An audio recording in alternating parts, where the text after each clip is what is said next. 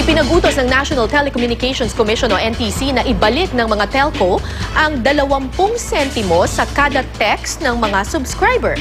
Sa pinal na desisyon kasing inilabas ng NTC, 80 sentimo lamang dapat ang singil sa bawat SMS imbis na piso. May news to go si Mav Gonzalez.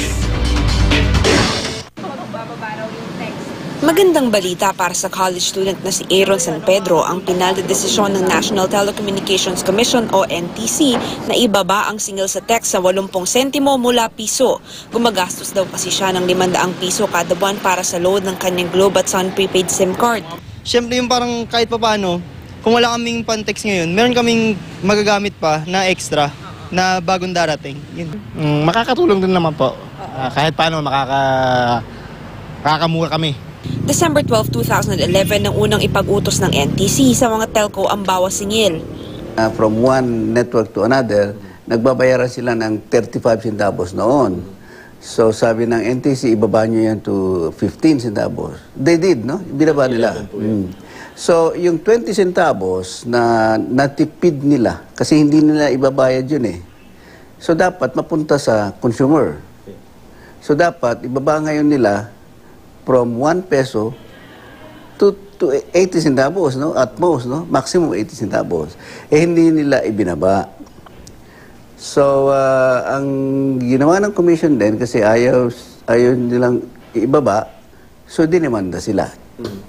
Reklamo noon ng mga subscriber, hindi naman daw bumaba ang singil ng mga network provider sa kabila ng utos ng NTC.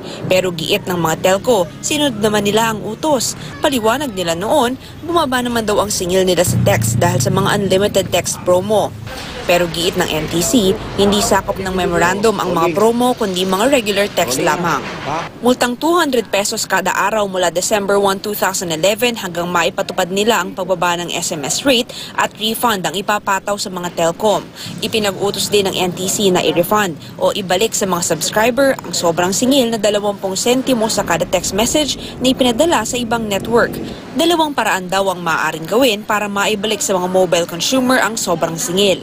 Para sa mga prepaid user, direktang maglalagay ng load ang mga telco sa kanilang prepaid accounts. At sa postpaid users naman, bill rebate o pagbawas sa monthly bill.